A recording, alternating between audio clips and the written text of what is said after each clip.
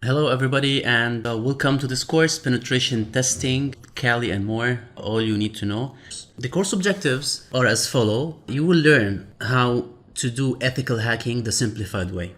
To go in this direction, we will learn some Linux basics at the first, and then we will discover more by learning more than 9 ways to perform LAN attacks. You will learn as well 2 smart techniques on how to crack wireless networks. You will actually perform mobile attack. We will learn 10 plus ways to hack into web applications. We will also learn some proven social engineering attacks, more than 5 attacks that actually work. You will obtain 20 plus skills that you need to become a good penetration tester.